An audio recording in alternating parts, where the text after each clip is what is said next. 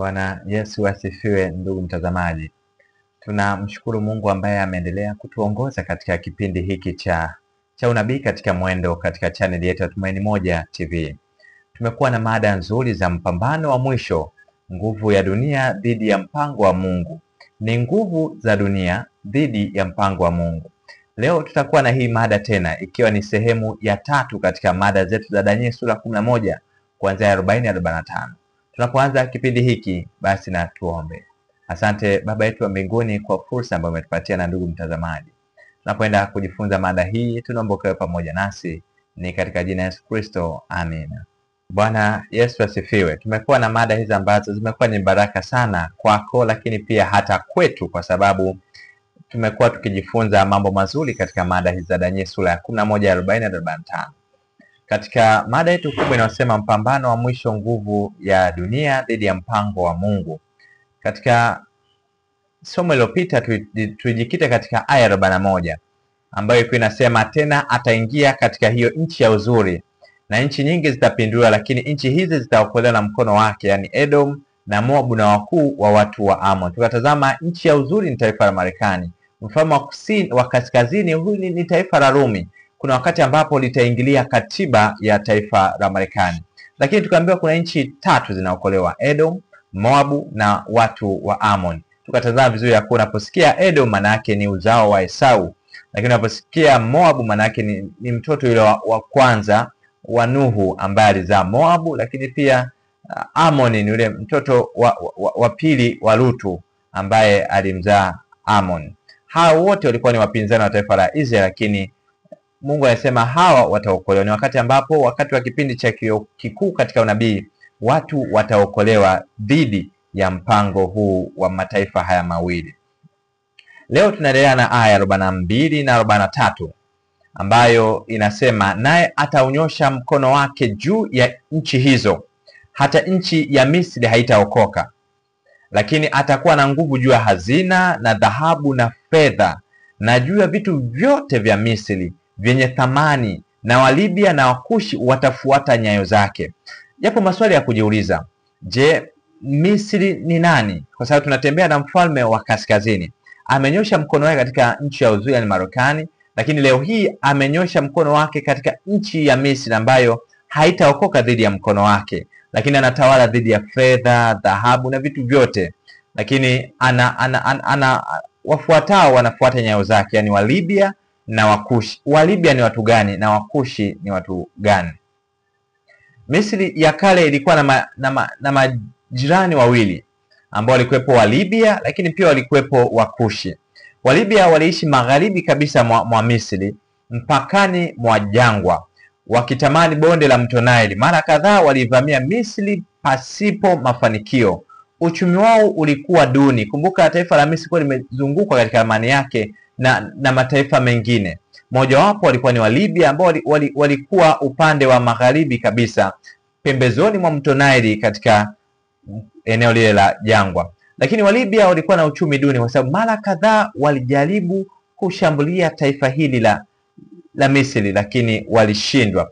Kwa unapoona Walibia liliwakilisha mataifa duni ya uchumi wa kawaida kabisa.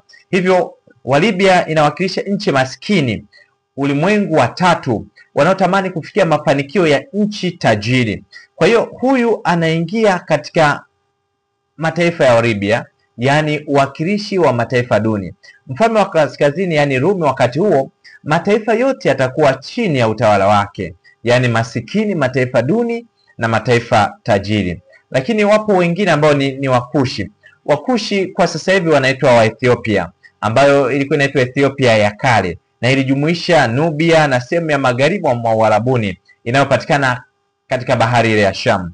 Misri ilitamani sana Kushi kwa sababu Kushi ilikuwa na vitu vya thamani sana, kutokana na uchimbaji wa dhahabu katika milima yake na utajiri wa ng'ombe, pembe za ndovu na ngozi za wanyama. Kwa hiyo kwa sababu Wakushi, yani wa Ethiopia wa kale, walikuwa na vitu vya thamani, madini, dhahabu, walikuwa na utajiri, hivyo Misri ilitamani pia kuwashinda. Mazao walichukua toka Afrika ya Kati, yaliingia Misri kupitia wafanyabiashara wa Kushi. Kwa hiyo Kushi inawakilisha mataifa ambayo lilikuwa ni kubwa kwa kipindi hicho, likifanya biashara kutoka katika nchi za Afrika. Kushi inawakilisha nchi tajiri za dunia. Mavuno yamepita, wakati wa hali umekwisha, wala sisi hatukuokoka. Kwa sababu ya maumivu ya binti ya watu wa Mungu nimeumia mimi, nimevaa kaniki na ushangao umenishika. Je, hapana zeli katika Gilead? Huko hakuna tabibu? Mbona basi haijarejea afya ya binti ya watu wangu? Utaikuta katika Yeremia 8:20 hadi 22.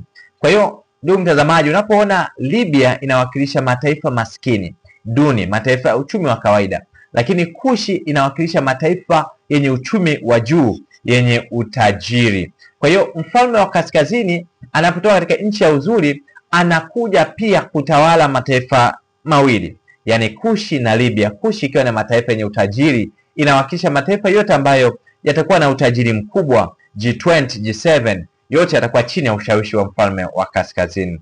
Palestina ilikuwa na majira mawili, yani mavuno ambayo ilikuwa ni mwezi wa 4, lakini pia walikuwa ni wakati wa matunda mwezi wa 8 au wa 9. Wakati wa mwisho wa mavuno na wahari kwa ulimwengu si kitambo utapita. Ndipo maneno hayo ya kukata tamaa yatasikika toka katika vinywa vya maelfu mara nyingine na kwa milele. Kwa hiyo watu wengi sana wamekuwa wakiwaza, itawezekanaje wakati huo mataifa makubwa yawe chini ya ushawishi wa mfalme wa kaskazini, yani Rumi? Hii ilishawahi kutokea, lakini pia itatokea tunavyoelekea katika mwisho wa dunia. Nukuu moja ya mwandishi mashuhuri wa vitabu vya kidini anaitwa Ellen Good White, katika kitabu kinaitwa Signs of the Times kilichoandikwa March 6, 1884, anasema, wengi si imara kwa sababu hawampokee Mungu katika neno lake. Wanafuatisha ulimwengu, kila siku wanajiongeza hema zao karibu na Misri, wakati karibu na Kanani ya mbinguni.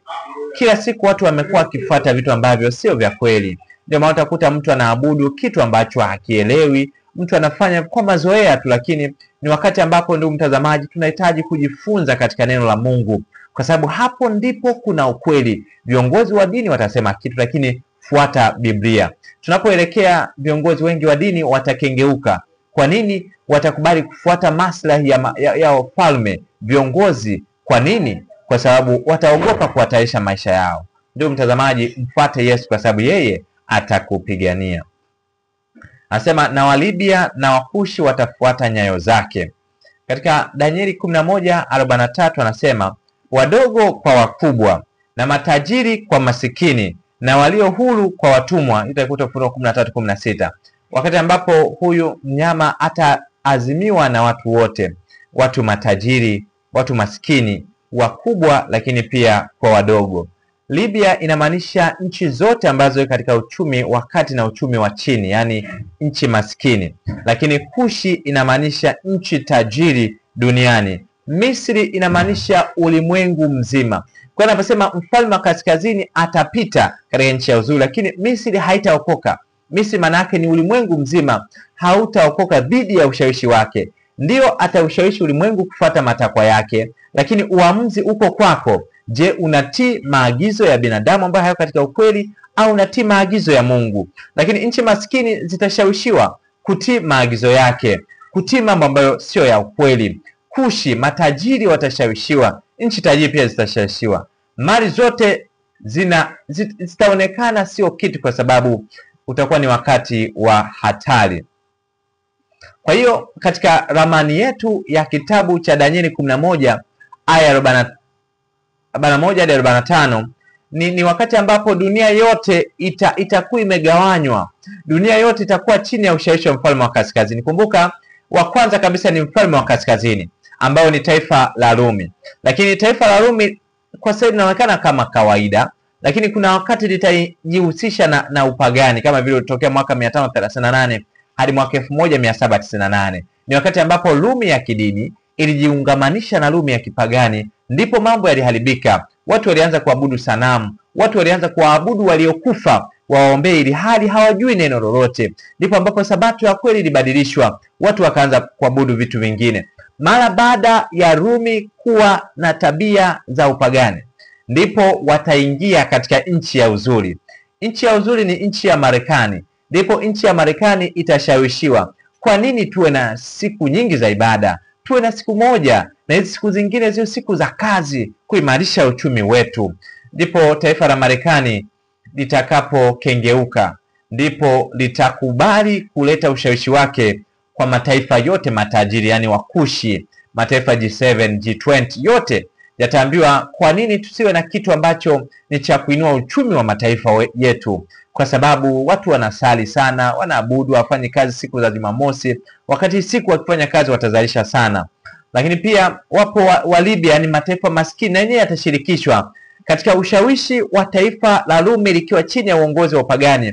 Hakuna chochote kitakachonusurika dhidi ya ushawishi wake. Lakini habari njema ni kwamba hata kama mambo hayo yataletwa, yupo Yesu ambaye anatupigania. Tutapita katika wakati huo kwa ushindi mkubwa, licha ya kwamba tutapita kwa maumivu. Wengine watakufa, watachomwa moto, wataliwa na simba, lakini bado Yesu anasema uwe mwaminifu hata kufa, nami nitakuvisha taji ya uzima. Kwa hiyo mtazamaji, usiogope haya yanayokuja. Haya tu ni alam kutufanya maisha yetu yafanane na wanaosafiri kwenda mbinguni. Usikubali kushusha viwango vyako vya imani katikati ya dunia iliyochanganyikiwa, lakini katikati ya dunia ambayo ina vitu vingi, dhoruba, changamoto, mkubali Yesu ambaye yeye anasema niko pamoja nawe hata ukamilifu wa dahari. Edom, Moabu na Waamoni wao wataokolewa, yaani wale ambao watakuwa tayari kufata ukweli wa Biblia watakuwa huru kwa sababu wamemfuata Yesu.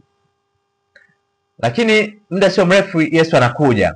Ndio maana katika ile aya 44 Danieli 11 aya 44, aya 43 tumeona ni mfalme wa kaskazini Misri haitaokoka, yani ulimwengu hautaokoka dhidi yake, dhidi ya ushawishi wake. Sio kwamba itawashawishi watu wote, italeta maneno hayo ya ushawishi juu ya kuvunja hata katiba ya Marekani, kutii mamlaka za kiserikali ambazo zinaenda kinyume na Mungu. Ndio maana tutaona viongozi wa kidini wengi wakisapoti mambo ya ushoga. Ni mwanzo tu huu, ufanye kukupa tathmini ya wakati unaokuja. Aya 44 nasema, lakini habari zitokazo mashariki na kaskazini zitamfadhaisha. Hizi habari ndizo pekee zitakazomfanya huyu mfalme wa kaskazini, yani Rumi, ifadhaike, iwe na hofu. Hizi habari zinatoka mashariki na kaskazini, sio magharibi, sio kusini, lakini ni mashariki na kaskazini. Naye atatoka kwa ghadhabu nyingi ili kuharibu na kuwaondolea mbali watu wengi. Habari zinazotoka mashariki na kaskazini zipi hizi? Kwa sababu ndizo pekee zitampatia mashaka huyu mfalme wa kaskazini, yani Rumi, ambayo itakuwa imejiungamanisha na Rumi ya kipagani. Nani aliyefadhaishwa na habari hizo? Kwa ghadhabu afanya machukizo makubwa. Ni yapi hayo? Ndio maana katika Isaya 41 ya 2 na 4 anasema, ni nani aliyemuinua mmoja atokaye mashariki, ambaye katika haki amemwita mguuni pake, ampa mataifa mbele yake na kumtawaza juu ya wafalme. Ni nani aliyetenda na kufanya jambo hili, aviitaye vizazi tangu mwanzo? Mimi Bwana wa kwanza na mimi ndiye wa mwisho.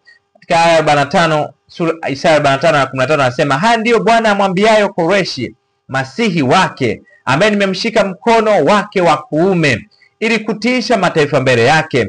Mimi nimemwinua katika haki, nami nimezinyosha njia zake zote. Ataujenga mji wangu, naye atawaacha huru watu wangu waliohamishwa, si kwa kulipwa fedha wala kwa kupewa zawadi, asema Bwana wa majeshi. Koreshi tulimuona huyu alikuwa ni katika wakati wa utawala ule wa pili katika ile sanamu na ile Danieli sura ile ya 7. Huyu alitabiriwa katika ya kwamba yeye ni masihi wa Bwana, ili hali tu alikuwa ni mtawala wa dunia, kumaanisha kwamba watawala wa dunia wako chini ya uongozi wa Mungu hadi pale ambapo watakapoamua kukengeuka kutokufuata ukweli. Katika Isaya 42 aya ya 1, 6 na 7 anasema, tazama mtumishi wangu nimemtegemeza, mteule wangu, ambaye nafsi yangu imependezwa naye. Nimetia roho yangu juu yake, naye atawatolea mataifa hukumu. Mimi Bwana nimekuita katika haki, nami nitakushika mkono na kukulinda na kukutoa uwe agano la watu na nuru ya mataifa. Bwana anathamini viongozi wetu wa kiserikali. Kwa nini? Kwa sababu wao wamewekwa kwa zamu yao hadi pale ambapo wataamua kuchagua kutokutii ukweli. Katika nukuu moja SDA Bible Commentary Volume 4 andiko mwaka 1978 anasema Koreshi alikuwa ni mfano wa Wakristo, alikuwa mfano wa Kristo ambaye pia aliitwa katika haki, na kama vile Koreshi alivyoleta hukumu kwa Babeli ya kale, ndivyo Kristo atakavyoleta hukumu kwa Babeli ya kiroho ya leo. Wakati ambapo Koreshi alitabiriwa atawaangusha utawala wa Babeli, utawala wa Iraki, mji mkuu wake ni Baghdad, katika ule mwaka wa 605 hadi mwaka 738 ndipo wakaingia wao. Huu ni wakati ambapo alitabiriwa. Hivyo Yesu pia ametabiriwa kuja kukomesha utawala wa hii Babeli ya kiroho ambayo itakuwa imeanguka. Ndio maana katika Ufunuo sura 7 aya ya 2 anasema, nikaona malaika mwingine akipanda kutoka mawio ya jua, mwenye muhuri ya Mungu aliye hai, na huyo wa sita akamimina kitasa chake juu ya mto ule mkubwa, yani Frati, maji yake yakakauka, ile njia ikatengenezwa kwa wafalme watoka katika mawio ya jua. Mawio ya jua kuna maana kubwa katika eneo hilo. Mawio ya jua ni mashariki. Biblia inatuambia habari zitokazo mashariki zitamfadhaisha mfalme wa kaskazini. Mashariki ipo, kuna ujumbe mkubwa kutoka mashariki. Katika ulimwengu wa kale, mashariki ilikuwa ni kiini cha dira. Kila mtu atafika mahali ataangalia niko wapi na mashariki. Ilikuwa ikiwaongoza kutoka hatua moja kwenda hatua nyingine. Maelekezo yaliandikwa kutoka pale mtu aliposimama akiangalia upande wa mashariki. Utaikuta Ezekiel 43 aya 2 hadi 5. Kwa hiyo mashariki kuna kitu cha kujifunza hapo. Wafalme watokao katika mawio ya jua inawakilisha Kristo na wale wamfuatao. Hii utaikuta katika SDA Bible Commentary Volume 7 ukurasa 1978. Kwa hiyo tunaposema mfalme wa kaskazini, habari zitokazo mashariki zitamfadhaisha, maana yake nini? Ni ujio wa Yesu Kristo na wafuasi wake, yani wamfuatao. Ni Yesu pekee ambaye ataukomesha huu utawala wa mfalme wa kaskazini. Rumi, Babeli ya kiroho itakayoanguka, hii itakomeshwa tu na mfalme wa wafalme, Mungu wa miungu na Bwana wa bwana ambaye ni Yesu Kristo. Kwa maana kama vile umeme utokavyo mashariki ukaonekana hata magharibi, hivyo ndivyo kutakavyokuwa kuja kwake mwana wa Adamu. Ujio wa Yesu Kristo atatokea mashariki. Kwa nini atokee mashariki? Ili kutimiza kilichoandikwa katika Danieli 11:43 na 44 ya kuwa habari zitokazo mashariki zitamfadhaisha. Machafuko yote ambayo yatatokea muda sio mrefu yatakomeshwa tu na ujio wa Yesu Kristo mara ya pili. Yesu atakapokuja atakomesha yote ambayo huyu mfalme amekuwa akiyafanya, akishawishi mataifa makubwa na madogo. Hii ni habari njema. Ujio wa Yesu Kristo unaleta matumaini, unaleta faraja, unaleta matumaini katikati ya mambo yaliyovurugika. Ndio mtazamaji, sijui unapitia nini katika wasaa huu. Nikutie moyo ya kuwa Yesu katika ujio wake atakapotokea mashariki kama nyota ya asubuhi, hapo ndipo tutakuwa na shangwe kubwa, tutakuwa na furaha tuliyomngojea yeye. Kwa nini? Kwa sababu tumepata, amekuja kutukomboa, tutoke tuelekee mbinguni na baadaye turejee katika dunia hii ambayo itakuwa ni makao yetu ya milele. Usichoke, usikate tamaa, endelea kumtegemea yeye, kwa sababu yeye ni Alfa na Omega, mwanzo na mwisho. Atatupigania katikati ya dhoruba, atatuongoza katikati ya changamoto. Hatuna haja ya kuhofia wakati unaokuja, kwa sababu alikotutoa ni mbali. Hata sasa atatupigania hadi tunakoelekea. Mara likatokea wingu dogo jeusi upande wa mashariki, kama mkono wa mtu. Ni wingu lililomzunguka Mwokozi. Watu wa Mungu walijua ni ishara ya mwana wa Adamu. Hii tutakuta katika kitabu kinaitwa Great Controversy, Pambano Kuu, ukurasa 640. Ujio wa Yesu utakuja kama wingu dogo kutokea mashariki. Kwa nini? Kwa sababu ndiyo tumaini letu, na waliomngojea watafurahia, kwa sababu wanaenda kutoka katika dunia yenye dhiki. Huu ni ujumbe unaohusu kuja kwa Yesu mara ya pili. Yesu atakapokuja mara ya pili, wanasema habari zitokazo mashariki zitamfadhaisha. Maanake nini? Ujio wa Yesu pekee ndio utakomesha mambo yote mabaya yanayotokea kwa sababu tu ya uongozi wa shetani kupitia mfalme wa kaskazini, yani Rumi itakayokuwa imeasi. Bible Commentary Volume 4 inasema, ingawa Babeli ilikuwa mashariki mwa Yuda, njia za kijeshi za kivamizi kwa Palestina zilifika Yuda kutokea kaskazini. kaskazini ni wapi? Sasa wanasema habari tokazo mashariki. Mashariki ni ujio wa Yesu mara ya pili, atatokea mashariki, utakomesha yote. Sasa habari zinatoka kaskazini zipi hizo? Kaskazini ni upande ambao maadui wa watu wa Mungu walifanyia mashambulizi yao kama walivyotumiwa na Mungu kutokea hukumu dhidi ya wasi wa Israeli. Katika taifa la Yuda, maadui mara nyingi walitokea kaskazini. Waliposikia geti la kaskazini limevunjwa, walijua hawa ni maadui, hawakuweza kutokea mashariki. Ujumbe huu ni nini? Huu ni ujumbe wa hukumu ya Mungu, ujumbe ambao ni wa onyo, ujumbe ambao mambo yote yatakomeshwa, ujumbe ambao upo kurejesha yale ambayo yalipotezwa. Kaskazini ni nini? Neno bahali, yani behali, yani Aramaic, neno la Kiaramaik ambalo utalikuta katika Danieli 7:67, anasema fadhaika, tetemeka ndani, pata hofu, sumbuka, shtuka ghafla, au ogopa, au taabiki. Hiyo utaikuta katika Bible Commentary katika dictionary yake inaitwa Strong Concordance. Mfalme wa kaskazini akiwa katika mwendo wa kasi, mwendo wake atakutana na ujumbe utakao mtesa wa ajabu. Zipo jumbe ambazo zitaendelea kuhubiriwa kwa kasi tunapoelekea mwisho wa dunia. Ujumbe wa malaika watatu, huu utampatia mashaka huyu mfalme wa kaskazini. Ujumbe wa malaika watatu ambao utakuwa ni sauti ya kilio kikuu, ambao utakuta malaika wa kwanza akasema, mcheni Mungu na kumtukuza, kwa maana saa yake imefika, msujudieni yeye aliyeziumba mbingu na nchi na bahari na chemchemi za maji. Huu ni ujumbe wa malaika watatu. Lakini utakuta umeanguka Babeli, wewe ambaye umeonywesha binadamu mvinyo wa ghadhabu yake. Huu ni ujumbe ambao utaelekea kumwonyesha kuwa Babeli ya kiroho imeanguka, unahitaji kufanya matengenezo.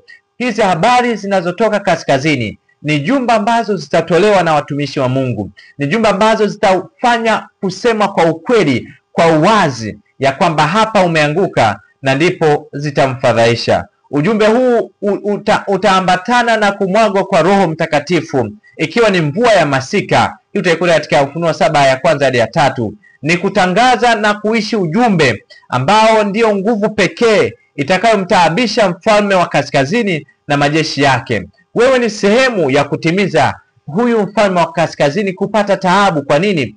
Ikiwa utawishi ukweli wa Biblia, ikiwa utawishi ujumbe wa unabii huu, ndipo utautangaza. Kwa kutangaza, watu watajua, kumbe Babeli imeanguka, Babeli umeanguka, mji ule mkubwa umeonyesha mvinyo wa ghadhabu yake. Ni wakati ambapo injili kila kona itahubiriwa, mvua ya masika itakuwa ishamwagwa, itakuwa ni udhihirisho tu wa hali ya juu. Ndio mtazamaji, ni wakati ambapo itakuwa ni hatua moja kuamua maisha yako, ya kwamba nitamtii Babeli iliyoanguka au nitamtii Mungu ambaye ni habari njema kutoka mashariki. Hizi jumbe ndizo ni habari zinazotoka kaskazini, zitamfadhaisha. Wakati uliopita kwamba utarudiwa kwa wale wanaofuata ukweli. Kwa karamu na kwa sauti tunapaswa kutangaza, tukionyesha mtiririko na matumizi ya unabii ambao unatuleta katika ujumbe wa malaika watatu.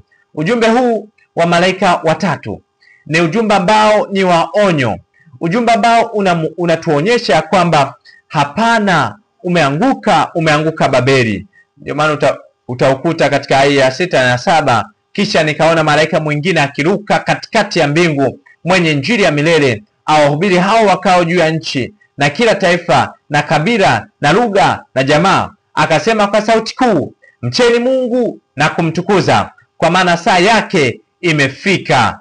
Msujudieni yeye aliyezifanya mbingu na nchi na bahari na chemichemi ya maji.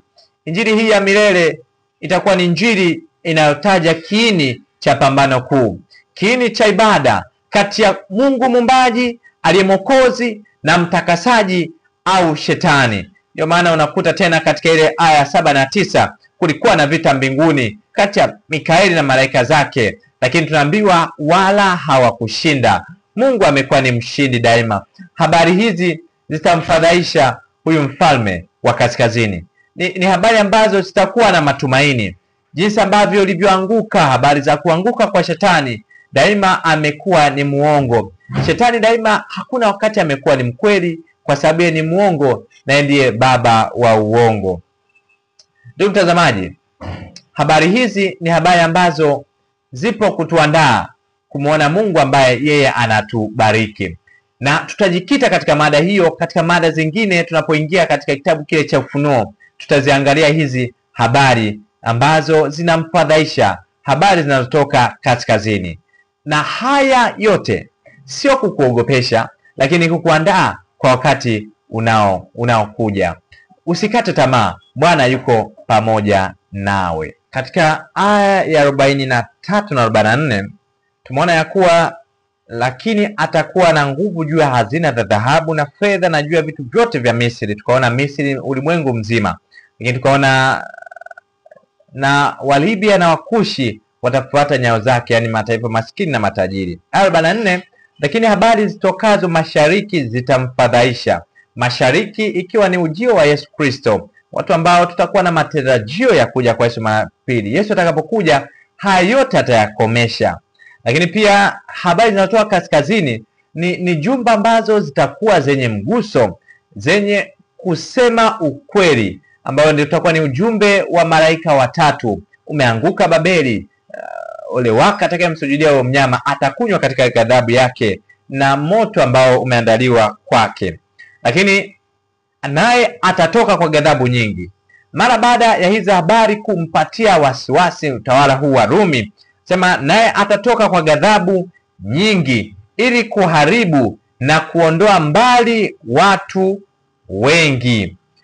Kwa hiyo mfalme wa kaskazini, Rumi, itakapoungana na mataifa matajiri na maskini kupeperusha bendera kubwa ya shetani dhidi ya ukweli wa Mungu, lengo ikiwa ni kuushusha ukweli, ndipo habari za ujio wa Yesu Kristo zitamfadhaisha. Ufalme huu utakuwa na hofu, lakini na yenyewe unakuja anasema naye atatoka kwa ghadhabu nyingi, atakasirika ili kuharibu na kuondoa mbali watu wengi. Neno charam, yani ni piga marufuku, angamiza, teketeza kabisa, weka wakfu kwa ajili ya kuua kwa matumizi ya kidini au chinja. Atatoka na ghadhabu aidha ya kuua, kuchinja au kuharibu.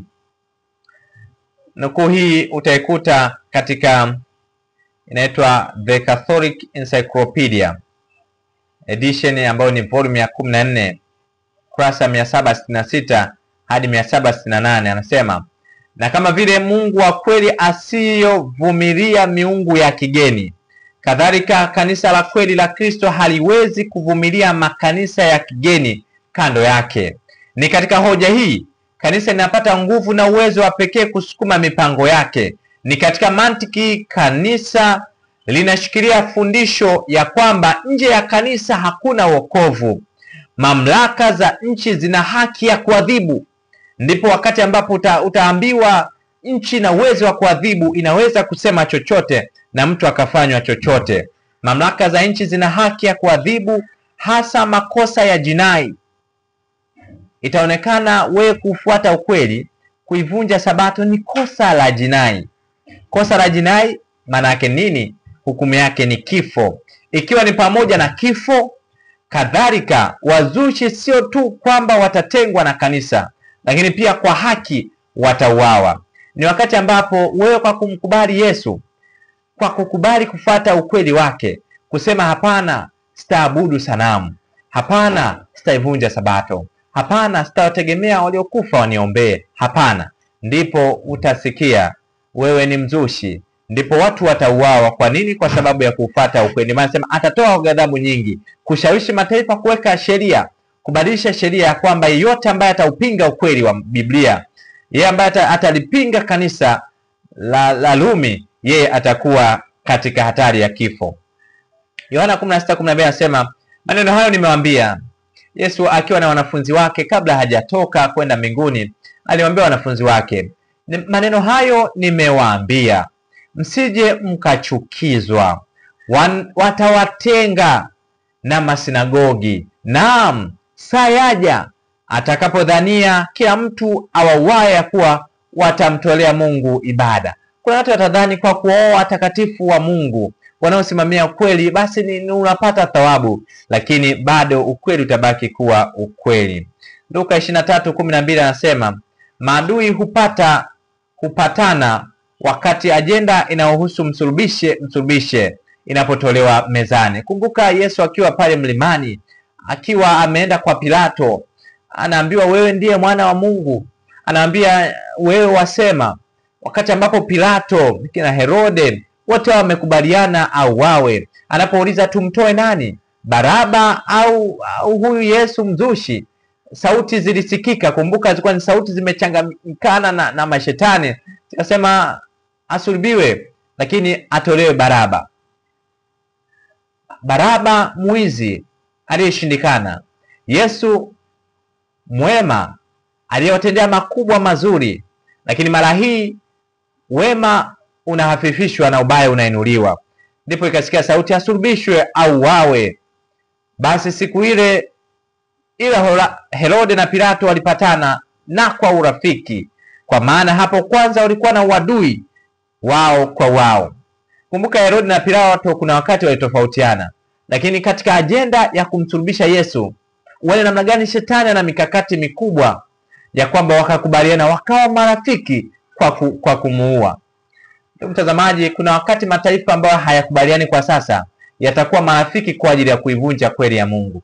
Wakati ni wakati ambapo pekee tutakuwa salama kwa kuutii ukweli hata kifo. Katika Mathayo 23:30 anasema na Mafarisayo waliposikia ya kwamba amefumba kinywa wale Masadukayo walifanya shauri pamoja. Dini na madhehebu mbalimbali ya ulimwengu yataungana dhidi ya watunza amri ya Mungu. Tuna madhehebu mengi, dini nyingi. Huu wakati ni wakati ambapo utaboreshwa na kukuzwa umoja wa makanisa, unaitwa WCC. Kwa nini? Watu wataungana, watakuwa na uongozi wao, watasema hapana, kwa nini tukatae matakwa ya serikali? Ili hali tumeambiwa tutii mamlaka, ndio tunaitii, lakini katika ukweli. Ndio maana katika ile Luka 23:13 hadi 20 anasema na Pilato akawakutanisha wakuu wa makuhani na wakubwa na watu, wakaambiwa mtu huyu umemleta kwangu kana kwamba amepotosha watu, nami nimeamua mambo yake mbele yenu, ila sikuona kwake kosa lolote katika mambo hayo mliomshtaki, wala hata Herode, kwa maana amemrudisha kwetu. Basi tazama, hakuna neno lolote alilolitenda lipasalo kufa. Wakapiga kelele wakisema, mwondoeni huyo. Basi Pilato alisema nao mara ya pili, kwa vile alivyotaka kumfungua Yesu. Lakini wakapiga kelele wakisema, msulubishe, msulubishe. Akamwambia mara ya tatu, kwa sababu gani? Huyo ametenda uovu gani? Sikuona kwake hata neno lipasalo kufa. Lakini wakatoa sauti zao kwa nguvu sana, wakitaka asulubiwe. Sauti zao zikashinda. Pilato akahukumu kwamba haja yao ifanyike. Ndugu mtazamaji, haya yalifanyika kwa Yesu ambaye ni mkombozi wetu. Haya pia yatatokea wakati ambapo wote watasema hawa tuache au tuwaue. Ndipo watasema tuwaue, kwa sababu wao ni wazushi, wanaosema ukweli. Ni heri kumtii Mungu kuliko wanadamu. Ndio maana katika kitabu kinaitwa The Story of Redemption, historia ya ukombozi, ukurasa 406 anasema niliona viongozi wakuu wa nchi wakishauriana pamoja na shetani na malaika zake wakishughulika kuwazunguka. Nikaona maandishi ambayo nakala zake zilitawanywa katika sehemu mbalimbali za nchi, zikitoa amri kwamba watakatifu wasipoiacha imani yao ya pekee, kuiacha Sabato na kuitunza siku ya kwanza ya juma, basi watu watakuwa huru kuwaua baada ya muda fulani kupita. Haya ni hakika na ni kweli. Wakati ambapo wataambiwa hamnakubali kuitunza au kuiacha, basi chagueni kufa au kuikana hiyo amri ambayo mnaisujudia.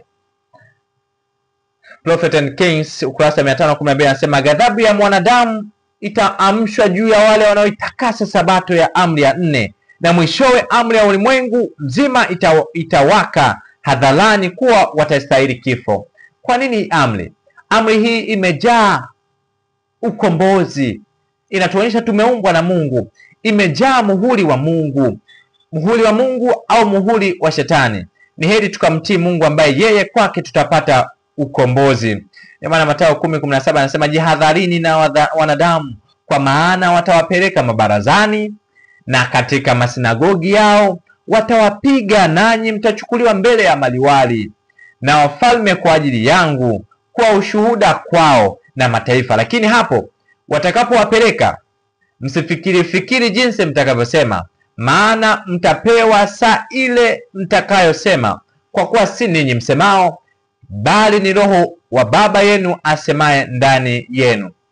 Ndio mtazamaji, ni wakati ambapo hautakuwa rafiki sana kwa wasema ukweli, lakini bado Mungu atakuwa nao, atawapigania. Hii ni habari njema ya kwamba hatutakuwa tunasema ya kwetu, tutasema yanayotoka kwa Mungu. Hauna haja ya kuogopa juu ya wakati unaokuja, kwa sababu alitutoa nyuma, mbeleni pia atatupigania. Ndio maana Great Controversy ukurasa 593 anasema, ni wale tu walioimarisha akili zao katika kweli ya Biblia ndio watakaoweza kusimama imara katika pambano kuu la mwisho. Ni wale tu ambao wamekuwa wanafunzi wenye bidii ya maandiko na ambao wameipenda hiyo kweli, watakaolindwa dhidi ya madanganyo yenye nguvu yatakayouteka ulimwengu wote. Ni wale tu ambao wameweka akili zao katika kweli ya Biblia. Mtazamaji, akili yako ijengwe katika yaliyoandikwa katika Biblia. Tenga muda wa kusoma Biblia, tenga muda wa maombi. Ni muda mzuri ambao utakujenga wewe na Mungu wako, utakuwa salama. Katika kitabu kinaitwa Testimony for the Church volume 5 ukurasa 546, maneno ya mwandishi mashuhuri sana huyu. Tunazikaribia nyakati za dhoruba. Kila msimamo wa imani yetu utachunguzwa, na ikiwa sisi si wanafunzi kamili wa Biblia tuliothibitika, tulioimarishwa na kutulia katika kweli, basi hekima ya watu mashuhuri wa ulimwengu huu itatufanya tupotee. Ulimwengu utaonekana una hekima nzuri, lakini ikiwa hatujathibitika katika ukweli wa Biblia tutashindwa. Lakini nikutie moyo ndugu mtazamaji, bado una nafasi ya kutengeneza maisha yako kumtii Mungu, ili tunapozikaribia nyakati za dhoruba tuwe tayari kuwa washindi wa maisha haya. Ulimwengu unachochewa kwa uadui dhidi ya Waadventista wa Sabato, kwa sababu hawatatoa utii wao kwa upapa kwa kuiheshimu Jumapili, taasisi iliyoanzishwa na huyu mpinga Kristo. Kila msimamo katika ukweli unaochukuliwa na watu wetu utakosolewa na watu mashuhuri, wataalamu, watu wakuu zaidi wa ulimwengu watakutana na ukweli. Na kwa hiyo kila msimamo tunaochukua unapaswa kuchunguzwa na kupimwa na umakini wa maandiko. Biblia pekee ndiyo itatufanya tusimame. Lazima kila mmoja wetu ajue ukweli ni nini na kujiandaa kutoa sababu ya tumaini tulionalo. Tunakaribia wakati ambao kila mmoja atasimama peke yake kujibu juu ya imani yake. Tutashambuliwa katika kila mtazamo, tutajaribiwa kwa kiwango cha juu sana. Hatutahitaji kuwa na imani kwa sababu tulipokea toka kwa baba zetu. Imani ya jinsi hiyo haitasimama katika jaribu la kutisha ilo mbele yetu. Tunataka kujua ni kwa nini tunaitwa Waadventista wa Sabato. Tuna sababu gani halisi inayotutenga na ulimwengu na kuwa watu wa kuwa tofauti? Ndugu mtazamaji, unatakiwa ujue kwa nini uko hapo. Kwa nini hicho kitu unachokiamini kimejengwa wapi? Nikutie moyo ya kuwa huu wakati ni wakati ambapo tutahitaji tusimame. Na hatusimami sisi, tunasimama kwa uwezo wa Roho Mtakatifu. Yesu atakuwa pamoja nasi. Habari zitokazo mashariki zitamfadhaisha, na yeye atakuwa na ghadhabu nyingi. Ghadhabu maana yake nini? Atakubali kuwaua watu, kuwatesa watu wote wanaopinga upapa. Lakini ndugu mtazamaji, kinachonitia moyo na kinachotutia moyo sote ni kwamba Yesu yeye atatupigania, na sisi tutaisikiliza sauti yake nyepesi, sauti yake ya upole ambayo itatuambia haya ni ya muda kitambo tu. ni ya muda tu, lakini yapo mazingira bora niliyoandalieni. Upo wakati nitawafuta machozi, ipo wakati kulia kutakoma. Ndugu mtazamaji, Yesu ndiye suluhisho la kila jaribu, ndiye suluhisho la mambo yote. Mungu akubariki sana. Baada ya hapo tutaenda tena katika mada nyingine tena, ambayo tutajikita katika lile fungu la 40 na 40 lile na 45, ambayo itakuwa ni fungu la mwisho katika Danieli 11 aya 45.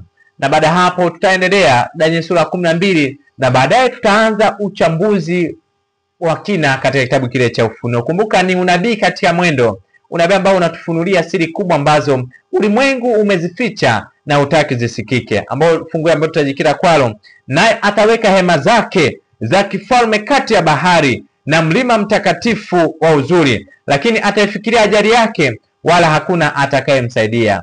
Mpendwa mtazamaji, zipo nyakati ambapo ulimwengu unakuwa hauko upande wako, ndugu, jamaa na marafiki, lakini nikutie moyo ya kuwa pembeni yako, kando yako, yupo Yesu ambaye alikuumba na alikufia msalabani na alikukomboa.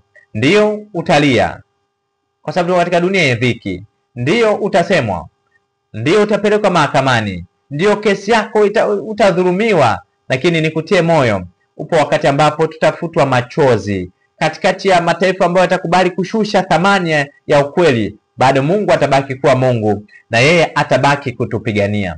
Bwana akubariki sana na Bwana akutunze zaidi sana. Andaa maisha yako kufaa kwa ajili ya kuja kwake mara ya pili.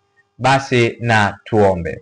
Asante Baba yetu mtakatifu wa mbinguni kwa nafasi ambayo umetupatia. Na ndugu mtazamaji, zipo nyakati za hatari zinazokuja mbele yetu, lakini hatuogopi kwa sababu tuna wewe ambaye ulishaushinda ulimwengu. Hata katika hayo utatupitisha salama. Licha ya kwamba wengine watauawa, wengine watachoma moto, wengine watapata yoyote, lakini kwako ndipo kwenye kimbilio. Heri wafu wafao katika Bwana, maana matendo yao yaambatana nao. Asante Kristo, kwa sababu utakuwa pamoja nasi na utatubariki katika jina la Yesu Kristo. Amina.